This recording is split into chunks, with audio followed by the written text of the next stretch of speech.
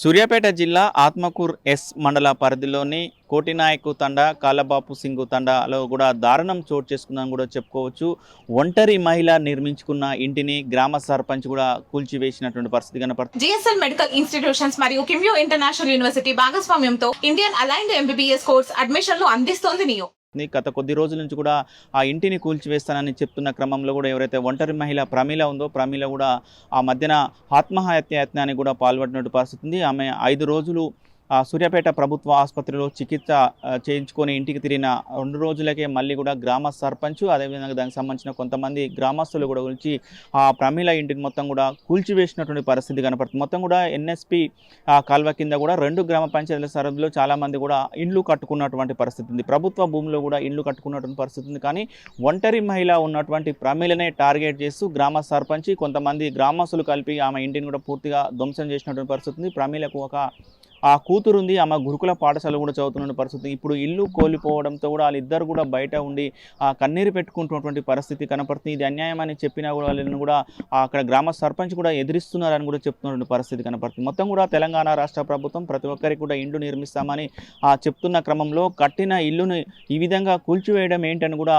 పలువురు ప్రశ్నిస్తున్నటువంటి పరిస్థితి కనపడుతుంది. ఎవరైతే ప్రమీల ఉందో ప్రమీల మాత్రం కన్నీరు మున్నీరుగా విలిపిస్తున్నటువంటి పరిస్థితి కనపడుతుంది. దీనికి సంబంధించి ఈ భూములన్నీ కూడా ఎన్ఎస్పి కాల్వ కింద కాల్వ పైన కూడా వీరందరూ కూడా చాలా వరకు కూడా గ్రామాలకు సంబంధించిన ప్రభుత్వ భూములు కాబట్టి వాళ్ళందరూ కూడా ఇండ్లు కట్టుకున్నటువంటి పరిస్థితి ఉంది. దానిలో భాగంగానే ఈమె ఒంటరి మహిళ ఉంది కాబట్టి ఈమె కూలినాలు చేసుకుంటూ పని చేసుకుంటుంది కాబట్టి ఈమెకి ఎలాంటి ఆస్తుపాస్తులు లేవతో ఆమె ఆ గ్రామ సర్పంచ్ని గతంలో గ్రామ సర్పంచ్ని కూడా అడిగిన తర్వాత కూడా అక్కడ అసైన్డ్ భూమి ఉంది కాబట్టి కట్టుకోమని చెప్పారని తెలుస్తుంది. కట్టుకున్న తర్వాత కూడా కట్టుకున్న 2 సంవత్సరాల తర్వాత కూడా ఈరోజు ఎవరైతే ఒంటరి మహిళ ప్రమీల ఉందో ప్రమీల ఇంటిని మొత్తం పూర్తిగా కూల్చివేసినటువంటి పరిస్థితి. ఆమె దిక్కుతోచని పరిస్థితుల్లో కూడా అక్కడ కూర్చొని కన్నీరు పెట్టుకుంటున్నటువంటి పరిస్థితి. కానీ ప్రస్తుతం ప్రమీల కూడా మీడియాతో మాట్లాడింది. ఏం మాట్లాడిందో చూద్దాం. కాలబాస్తండా నా ఇల్లు కూలగొట్టిరు సార్. సర్పంచ్ దగ్గరుండైనా కూలగొట్టించారు.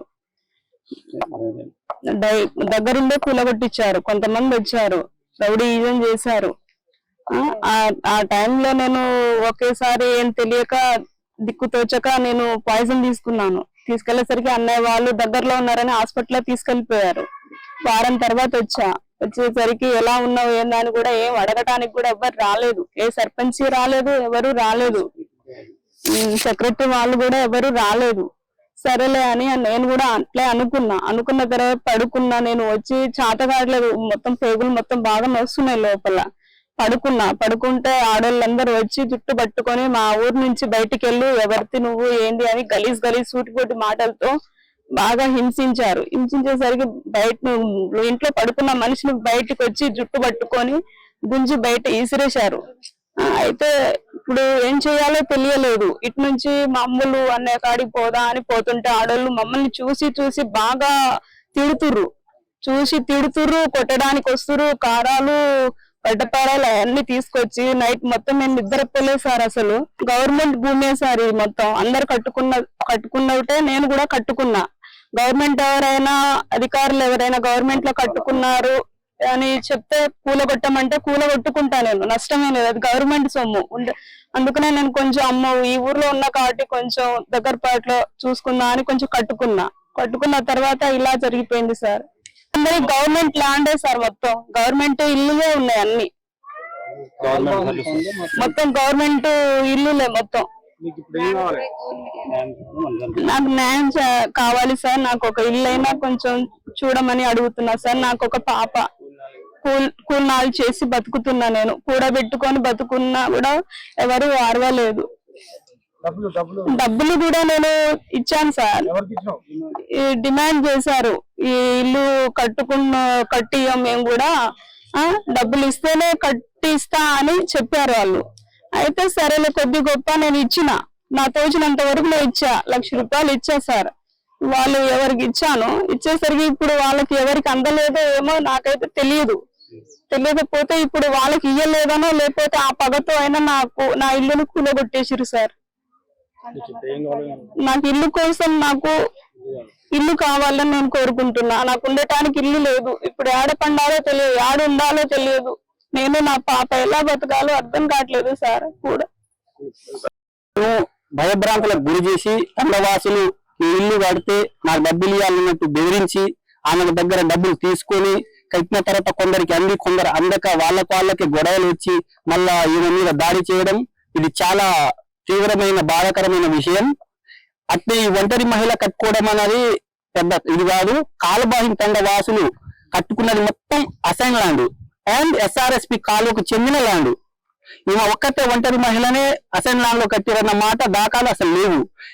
ఒక సర్పంచ్ గారు ఉండి ప్రజాప్రతినిధి ఏం చేయాలంటే జనాలను ఏం చెయ్యాలి, మంచిగా ఉండాలి, వేరే మంచి పనులు చేయాలనే చూడాలి. కానీ గుడి గోపురాలు కూల్చడం, ఇల్లులు కూల్చడం, వాళ్ళని వీళ్ళని బెదిరియడం, డబ్బులు వసూలు చేయడం అన్నది కరెక్ట్ కాదని నేను ప్రశ్నించినా గానీ లేదు తగ్గేదే లేదు, ఆమె ఆడ ఇల్లు కట్టొద్దు, కూలగొట్టాలి అని ఒక వారం రోజుల క్రితం JCB పట్టుకొని వచ్చారు. అరే JCB పట్టుకొని కూలగొట్టడం కరెక్ట్ కాదు, దానికి ఒక లీగల్ గా వెళ్ళేది ఉంటది. గవర్నమెంట్ ల్యాండ్ లో నువ్వు నేను అందరం ఉన్నాం, మీరు చేసేది కరెక్ట్ కాదని ముర్రో పెట్టుకున్నా అయినా కానీ వినలే. నువ్వు నాకు చెప్పేది ఏంటి అన్నట్టుగా వినకుండా ఆ రోజు ఆ అమ్మాయిని ఇంట్లో గెంటేస్తే యాడుంటావో ఉండి పో, యాడ చస్తావో చావు పో అంటే ఆమె పాయిజన్ తీసుకుంది. పాయిజన్ తీసుకొని ఒక వారం రోజులు ఏరియా హాస్పిటల్ జనరల్ వార్డులో ఉన్నది, ఉండి ట్రీట్మెంట్ తీసుకొని వచ్చారు. వచ్చిన ఒక 2 రోజులు కూడా కాదు, ఒక రోజు ఇంట్లో ఉండి ఇంట్లో బయటికి వెళ్ళగానే నానా బూతులు తిట్టి ఆమెను గెంటేసి జుట్టు పట్టుకొని కొట్టి మీరేం చేసుకుంటారో చేసుకొని గడ్డపార పార సుట్టే గన్నులు నిజం సార్ రాళ్ళు గుళ్ళు అన్ని తీసుకొని గ్రామస్తులు సర్పంచ్లు అందరూ ఏకం చేసుకొని ఒంటరి మహిళ మీద దాడి చేయడం ఎంతవరకు కరెక్ట్? గ్రామ ప్రజాప్రతినిధి ఏం చేయాలి? అందరికి న్యాయం చేయాలి. తండవాసులకు ఒక న్యాయం, ఈ ఒంటరి మహిళకు ఒక న్యాయమా? ఇప్పుడు ఇది రోడ్డు ఉంది, ఈ రోడ్డుకి ఏమైనా అడ్డంగా ఉన్నదా? లేదు. లేకున్నా కానీ కావాలని ఈ దాటుడు పండుగకు సంబంధించింది భూములని మాటలు చెప్పి డబ్బులు తీసుకుందామని ట్రై చేయడం. సక్రు కొడుకు బాలు అనేటాడు, ఆయన ఏం చెప్తే అదే విధంగా పాటించి ఆ దాటుడు పండుగ కట్టించిన టైల్స్ పలగొట్టడం, ఇలా ఇక్కడ వినాయకుడు ఇది పెట్టాలని పెట్టడం కూడా ఆయన పెట్టించిండు. గద్దె కట్టించిన చేయమని నన్ను అడిగితే నేను ఇన్వెస్ట్ చేసినా గానీ నేను అలా ప్రశ్నించే మూమెంట్ వాళ్ళకు నచ్చక నన్నే ప్రశ్నిస్తాడా అన్నట్టుగా. ఇప్పుడు ఈ ఒంటరి మహిళకు గృహం కావాలి సార్, ఎక్కడున్నాలో అర్థం కాదు. ఇప్పుడు రోడ్డు మీదనే ఉన్నది రాత్రి. ఈమెకు ఒక పాప ఉంది, ఈమె నైట్ వస్తే ఇల్లు ఆ ఇసుకల్లో పడుకుంది. ఇప్పుడు వాళ్ళ అన్న కోటినాయకండ రోడ్డు మీద ఉంటారు సార్, ఆయనకి పర్సనల్ ఏం జాబ్ ఉందో మనకు తెలియదు. ఈమె ఒంటరి మహిళ, వాళ్ళ నాన్న వాళ్ళు వేరు, వాళ్ళ అన్న వేరు, ఒక్కటే ఉంటది. ఏమైనా కూలి నాలు చేసుకోవడం కట్టించుకుంది తప్ప వాళ్ళని వీళ్ళని చెప్పి వాళ్ళకు ఇవ్వలే. ఇది ఇంకో విషయం. ఇప్పుడు డబ్బులు అడిగినప్పుడు నాకు కూడా చెప్పింది, వాళ్ళు పలానోళ్ళు డబ్బులు అడుగుతారు అంటే ఆ విషయం నాకు చెప్పకమ్మా, ఏమైనా ఉంటే నువ్వు లీగల్ గా చూసుకో, నేను ఇవ్వమని చెప్పను నాకు తెలియదు అని కూడా చెప్పినా గానీ మరి నన్ను ఇట భయభ్రాంతులకు గురి చేస్తున్నారు. ఇస్తేనే ఇల్లు ఊలగొట్టం, ఇవ్వకపోతే చెయ్యం అన్నట్టుగా కూడా చెప్పారని కూడా చెప్పారు.